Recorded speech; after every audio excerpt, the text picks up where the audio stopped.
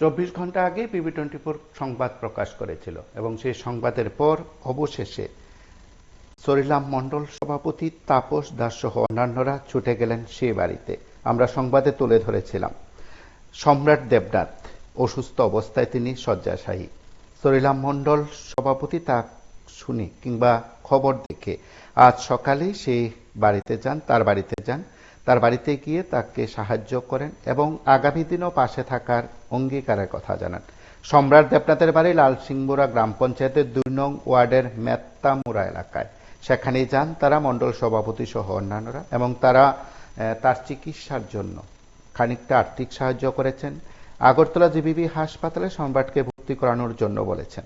Agartala GBB হাসপাতালে সম্রাটের চিকিৎসার যাবতীয় ব্যয়ভার বহন করবে মণ্ডল সভাপতি, এমন অঙ্গীকারের কথাও তিনি জানান। সম্রাটের বাড়ি থেকে ফোন করে লালসিংমুড়া গ্রাম পঞ্চায়েতের প্রধান উপপ্রধানকে নির্দেশ দিয়েছেন অতি দ্রুত পরিবারটিকে যেন কোনো একটি বেনিফিশিয়ারির মাধ্যমে এবং অতি দ্রুত পরিবারটিকে একটি সরকারি ঘর, সম্রাটের মা সবিতা দেবনাথের জন্য ভাতার ব্যবস্থা করা সহ যাবতীয় যে বিষয়গুলো সেগুলো সঙ্গে সঙ্গে বলেছেন মণ্ডল সভাপতি।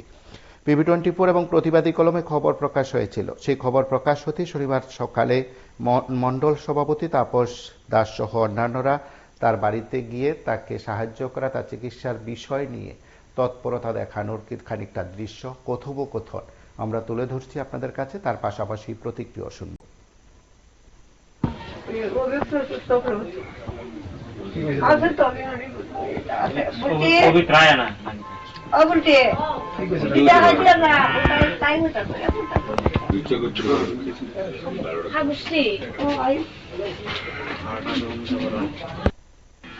প্রধান আইব, প্রধান আবার সহযোগিতা করবো, ঠিক আছে। আর চিকিৎসার লেগে আপনার যা লাগবো, এই লোকাল এরিয়ার পোলাপান যারা আছে সবাই তো চিনেন, ঠিক আছে। কুসুমন্দা আছে, অজয়দা আছে, ঠিক আছে। অজয়দারে তো চিনেন, টাকা দিছে তো ইমার্জেন্সি ভর্তি করান। ইয়ার জিবি যা পরিষেবা লাগবো এটা আমি দেবো। কথা বুঝতে পারছি নেই, জিবির পরিষেবা আমি দেবো। আজকে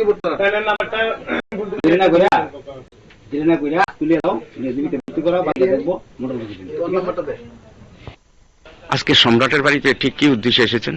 গতকালকে আমি আপনাদের মিডিয়া চ্যানেল আমি দেখেছি পিবি24-এ। আজকে সকালবেলা প্রতিবাদী কলমে আমি দেখলাম যে সম্রাট দেবনাথ নামে একজন ছেলে দক্ষিণ চুরিলানের মেত্তামুড়া অঞ্চল লালসিংমুড়া পঞ্চায়েতের 2 নম্বর ওয়ার্ডের বিনা চিকিৎসায় ঘরে পড়ে আছে। চিকিৎসা করতে অর্থাভাবের জন্য চিকিৎসা হচ্ছে না।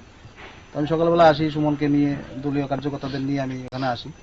তো আমরা কিছু অর্থ সহযোগিতা করি ওর চিকিৎসার জন্য এবং ওর মাকে বলে গিয়েছি যে ইমিডিয়েট জীবিত যাওয়ার জন্য যাই অর্থ লাগবে এটা আমরা মণ্ডল বিয়ার করব। আর এই পরিবারটা ঘর এবং ওর মা ভাতা পায়নি, এই বিষয়ে মণ্ডল দেখেন আমি নতুন সভাপতি হয়েছি, আমি ইমিডিয়েট প্রধানকে বলেছি আজকেই পরিদর্শন করবে, এই পরিবারের যা যা দরকার পঞ্চায়েত ব্যবস্থা করবে।